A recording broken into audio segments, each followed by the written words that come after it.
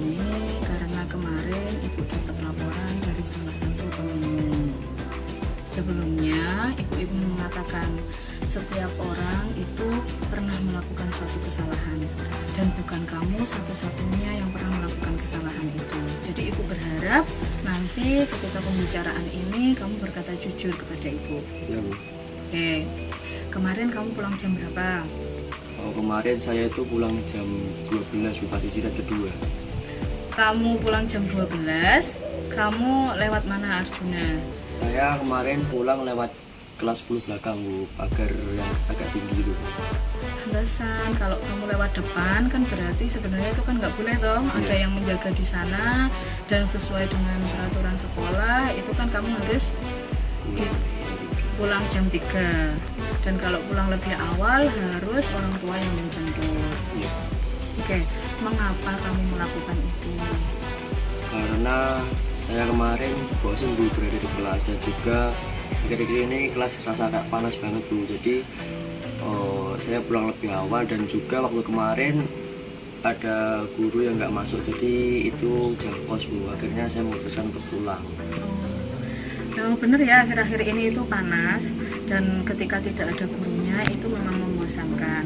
Tetapi ketika tidak ada guru, mestinya kan gurunya itu kan ada tugas.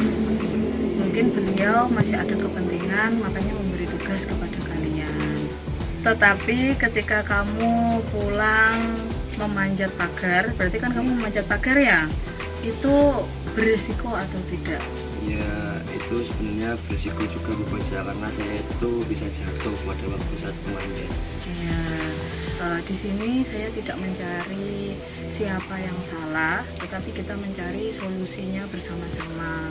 Hal apa yang seharusnya kita lakukan biar kamu tidak mengulanginya lagi. Ya. Kalau kamu memanjat pagar itu kan berbahaya juga buat kamu dan itu resikonya kan juga sangat besar.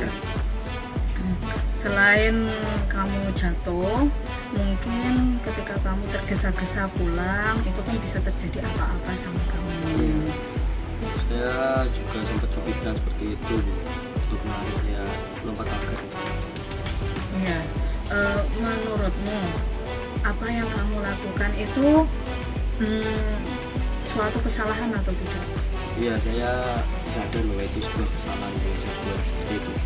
Ya, kamu juga tahu kan disiplin positif yang ada di sekolah ini itu apa?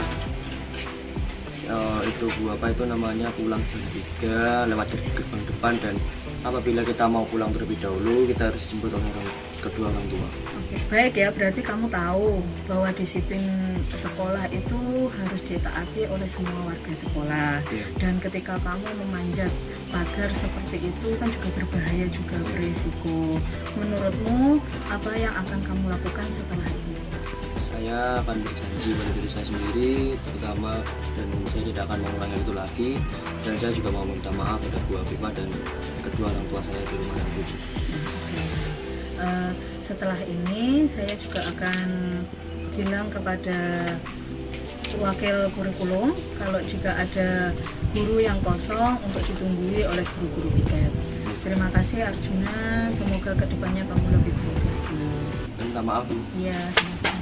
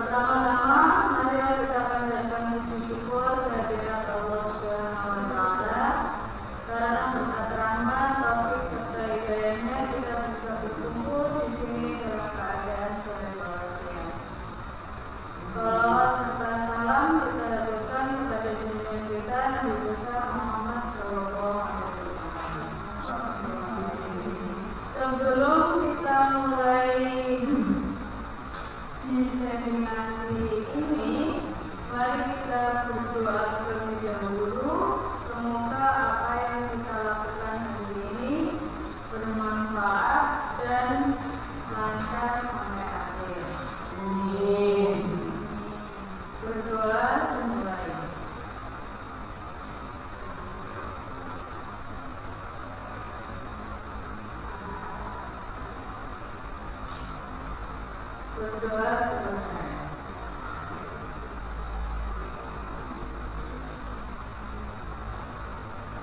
Oke, langsung saja deh. Untuk memenuhi tugas guru penggerak, yaitu aksi nyata modul 1.4. Di sini dalam guru penggerak itu diminta untuk melakukan diseminasi pemahaman dan penerapan pengalaman budaya positif. Pelaksanaannya yaitu pada hari ini Kamis 26 Oktober 2023, tempatnya di Fisika SMA Negeri 1 Tanjung. Ini dimulai pukul 9:30 nanti sampai selesai. Perkenalkan, nama saya yaitu Alfiana Hayati. Saya di sini sebagai calon guru penggerak angkatan 9 Kabupaten Nganjuk. Tujuan diadakannya diseminasi pemahaman dan penerapan budaya positif ini adalah diharapkan nanti sekolah dapat menerapkan budaya positif yang akan membentuk karakter murid, guru, visi misi sekolah, sehingga membantu murid belajar dengan aman dan nyaman sesuai dengan filosofi belajar Dewantara untuk memajukan pendidikan di Indonesia. Filosofi belajar Dewantara ada 4, yaitu yang pertama merdeka belajar, yang kedua berpihak pada murid, yang ketiga pendidikan yang menuntun, yang keempat adalah sesuai kodrat zaman dan alam. Setelah memahami filosofi belajar Dewantara, maka diharapkan seorang guru nanti memiliki nilai untuk menuntun murid dan mampu menerapkan perannya dalam melakukan pembelajaran yang berpihak pada murid. Jadi, nilai dari seorang guru itu ada 5. Yang pertama, mandiri, yang kedua, reflektif, yang ketiga, inovatif, yang keempat, kolaboratif, dan yang terakhir adalah berpihak pada murid. Untuk peran guru itu sendiri, yang pertama ada menjadi pemimpin pembelajar, yang kedua menjadi coach bagi guru lain, yang ketiga mendorong kolaborasi, yang keempat mewujudkan kepemimpinan murid, dan yang terakhir adalah menggerakkan komunitas praktisi. Apabila seorang guru sudah memahami filosofi belajar Dewantara dan mampu menerapkan nilai dan perannya, maka ia akan melakukan perubahan pembelajaran ke arah yang lebih baik. Untuk mewujudkan suatu perubahan dibutuhkan visi sebagai pedoman. Visi tersebut akan tercapai jika ada suatu pendekatan dan perencanaan yang sistematis. Maka diperlukan suatu pendekatan intuisi apresiatif dengan model Bagja. Bagja itu singkatan dari B-nya buat pertanyaan, A-nya ambil pelajaran, G-nya gali mimpi, J-nya jabarkan rencana, dan yang terakhir adalah atur eksekusi. Jika perubahan di sekolah dimulai dengan pendekatan intuisi apresiatif, maka akan muncul pembiasaan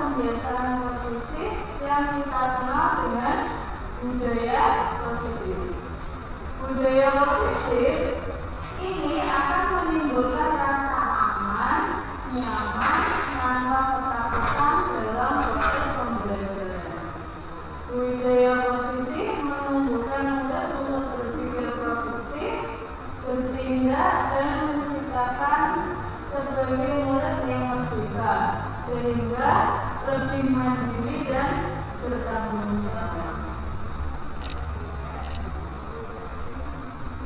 Untuk menghasilkan disiplin positif yang akhirnya yang nanti menjadi budaya positif, yang pertama dilakukan adalah lingkungan yang positif dengan strategi penerapan disiplin sekolah. Setelah melakukan penerapan disiplin di sekolah, nanti akan menghasilkan disiplin positif. Jika disiplin positif ini dilakukan terus-menerus, maka akan menjadi budaya positif. Apa itu disiplin? Disiplin adalah bertanggung jawab atas apa yang dilakukan dengan berdasarkan pada nilai kebajikan. Jadi tujuan pendidikan itu akan menghasilkan mendisiplinkan murid dan akan menghasilkan nilai-nilai kebajikan. Nilai-nilai kebajikan adalah sifat-sifat positif manusia yang merupakan tujuan mulia yang ingin dicapai setiap individu. Jadi setiap individu itu ingin mencapai beberapa nilai. Yang pertama adalah beriman dan bertakwa kepada Tuhan Yang Maha Esa, berkebinekaan global, gotong royong, mandiri, bernalar kritis, dan kreatif. Ini merupakan nilai dari profil pelajar Pancasila. Nilai-nilai kebajikan lainnya ada tanggung jawab, terus terangan, komitmen, belas kasih, integritas, dan toleransi. Ada juga 9 pilar karakter. Yang pertama, cinta Tuhan dan segenap ciptaannya, tanggung jawab, kejujuran, hormat santun, baik hati, toleransi, kedamaian, kesatuan, dan keadilan.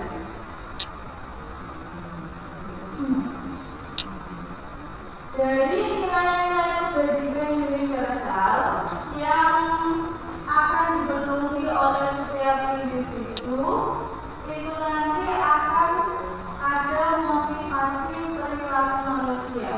Menurut Jenny Gosen, motivasi itu ada motivasi eksternal dan motivasi internal. Motivasi eksternal itu ada dua, yaitu yang pertama menghindari ketidaknyamanan atau hukuman. Jadi ketika seseorang itu menghindari ketidaknyamanan atau hukuman, dia akan berkata apa yang terjadi jika tidak melakukannya. Misalkan ketika guru terlambat masuk kelas, pemikiran kita bagaimana? Apa yang terjadi jika tidak melakukannya? Apakah akan mendapat sanksi dari kepala sekolah? Itu termasuk motivasi eksternal. Yang kedua adalah motivasi eksternal juga, yaitu mendapatkan penghargaan atau imbalan dari orang lain. Perkataannya adalah apa yang saya dapatkan jika melakukannya. Jadi ketika saya rajin, saya nanti akan mendapatkan imbalan apa dari seseorang. Yang paling baik dan ini adalah motivasi internal, yaitu menjadi diri sendiri, menghargai diri dengan nilai-nilai yang dipercaya. Pertanyaannya, saya akan menjadi orang seperti apa jika melakukannya? Dari ketiga motivasi ini, diharapkan nanti guru dan murid akan mempunyai motivasi internal. Jadi ketika melakukan sesuatu, itu akan sebatas diri sendiri, menghargai diri dengan nilai-nilai yang dipercaya.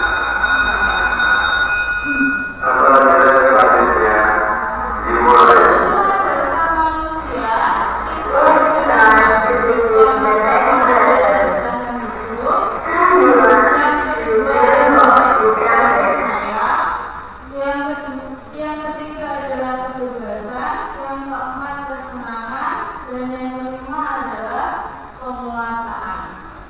Yang pertama, kebutuhan bertahan hidup itu seperti sandang, pangan, pakan, kesehatan, dan reproduksi.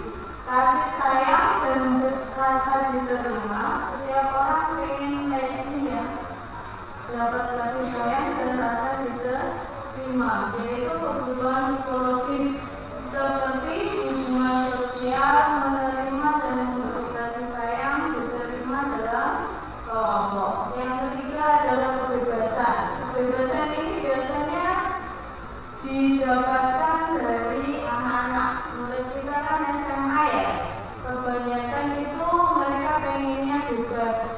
Kebutuhan dasar mereka adalah kebebasan, yaitu seperti kemandirian, otonomi, memiliki pilihan. Jadi mereka cenderung memiliki pilihan sendiri dan mampu mengendalikan hidup seseorang. Yang keempat adalah kesenangan. Kesenangan ini biasanya ada pada anak kecil. Anak kecil itu kan biasanya yang penting senang, tidak memikirkan apapun, resiko apapun. Kebutuhan dasarnya seperti kesenangan, bermain, dan tertawa. Yang terakhir adalah penguasaan. Penguasaan itu biasanya kita yang melakukannya. Kita yang ada di sini, kebutuhan kita, yaitu seperti kompeten, terampil, diakui kemampuan atau keterampilannya, dan merasa dihargai. Posisi kontrol, jadi kita sebagai seorang guru atau sebagai seorang pemimpin pembelajaran, posisi kontrol kita ada 5. Yang pertama yaitu pendukung, yang kedua membuat rasa bersalah, yang ketiga sebagai teman, yang keempat sebagai pemantau, dan yang terakhir itu sebagai manajer. Manajer ini diharapkan ada pada diri setiap pemimpin. Nah, ini 5 posisi kontrol. Pendukung itu misalkan menghardik, menyakiti. Misalkan kita di kelas ada anak yang berbuat salah, terus kita langsung menghardiknya atau membulinya, istilahnya sekarang kan gitu. Itu kita sebagai pendukung. Terus yang kedua yaitu membuat orang merasa bersalah. Contohnya adalah kata-kata ibu kecewa sama kamu, itu termasuk membuat orang merasa bersalah. Yang agak lebih baik lagi yaitu sebagai teman, kita memberikan alasan-alasan mengapa jangan terlambat, nanti saya dimarahi. Dan itu termasuk sebagai teman. Yang keempat yaitu sebagai pemantau, menghitung dan mengukur. Kita memberikan apa peraturan yang kita kembalikan lagi ke siswa atau peraturan yang sudah kita buat bersama. Yang terakhir yaitu yang paling sukses atau berhasil itu sebagai manajer, yaitu mengajukan pertanyaan-pertanyaan. Jadi kalau siswa ada yang bersalah, kita mengajukan pertanyaan-pertanyaan itu termasuk dalam manajer. Yang pertama kali kita lakukan adalah membuat keyakinan kelas. Jadi kalau kita membuat keyakinan kelas yang sudah disepakati dengan siswa bersama-sama, kita akan bisa memberikan perilaku siswa itu kepada keyakinan kelas itu tadi. Keyakinan kelas adalah nilai kebajikan universal yang disepakati dalam suatu kelas. Bersifat abstrak, dari apa peraturan lebih rinci dan konkret. berupa pertanyaan universal dibuat dalam bentuk positif, jadi tidak ada kata tidak. Misalkan siswa tidak boleh terlambat, diganti dengan bentuk positifnya siswa datang tepat waktu. Yang berikutnya adalah dapat diterapkan semua warga kelas ikut berkontribusi, dan yang terakhir bisa ditinjau kembali sesuai situasi dan kondisi. Ini peraturan kelas yang sudah dibuat di kelas. Ini keyakinan kelas pembelajaran fisika. Yang pertama adalah wujud kata baik sopan dan santun. Yang kedua menghormati orang lain, dan yang ketiga adalah berkata jujur. Jika siswa itu melakukan suatu kesalahan, kita harus menggunakan seperti namanya restitusi. Restitusi itu adalah proses menciptakan kondisi bagi murid untuk memperbaiki kesalahan mereka, sehingga mereka bisa kembali pada kelompok mereka dengan karakter yang lebih kuat. Ini menurut dosen 2004. Restitusi dapat diartikan kolaborasi antara guru dan murid untuk mencari solusi dari permasalahan. Jadi, restitusi itu bukan untuk menebus kesalahan ya, namun untuk belajar dari kesalahan. Restitusi itu memperbaiki hubungan, tawaran bukan paksaan. Jadi kita menawarkan kepada siswa bukan memaksa siswa. Restitusi itu menuntut untuk melihat ke dalam diri siswa. Restitusi itu mencari kebutuhan dasar yang mendasari tindakan. Restitusi diri adalah cara yang paling baik. Restitusi itu fokus pada karakter bukan tindakan. Restitusi itu fokus pada solusi. Restitusi itu mengembalikan murid yang berbuat salah pada kelompoknya, jadi tidak menghentikannya sendiri. Ada yang namanya studi restitusi. Restitusi itu merupakan suatu tahapan untuk membuat siswa itu kembali ke kelompoknya dengan benar. Yang pertama itu adalah menstabilkan identitas.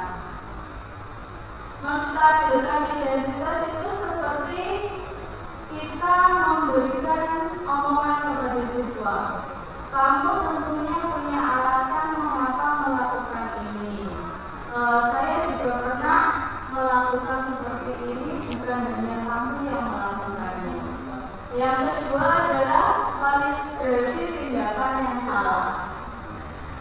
Yang keempat adalah menanyakan keyakinan. Menanyakan keyakinan itu seperti keyakinan kelas yang sudah kita buat dan kita sepakati bersama.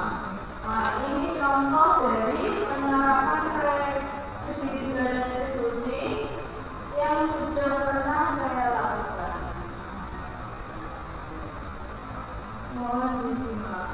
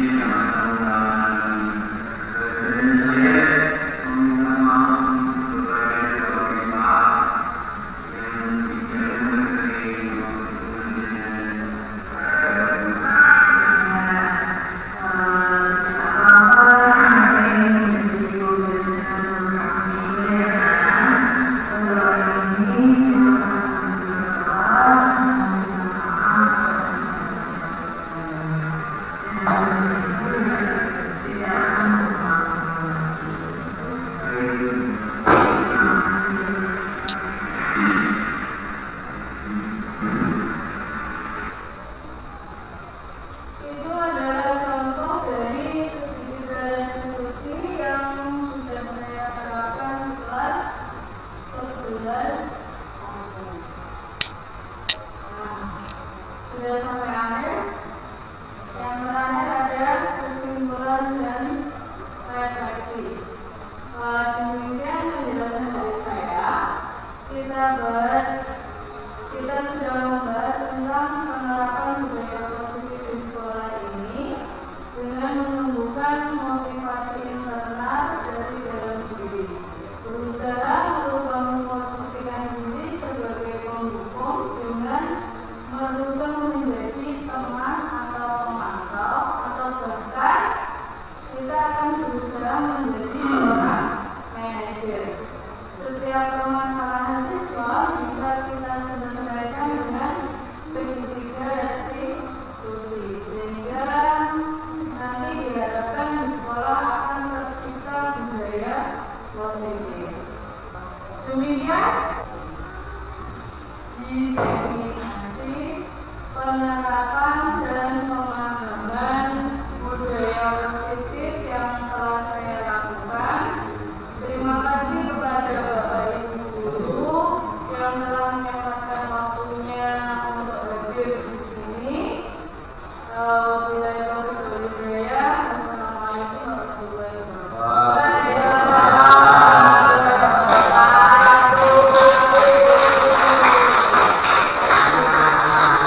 Assalamualaikum warahmatullahi wabarakatuh. Perkenalkan, saya Sonia Nurahwarti.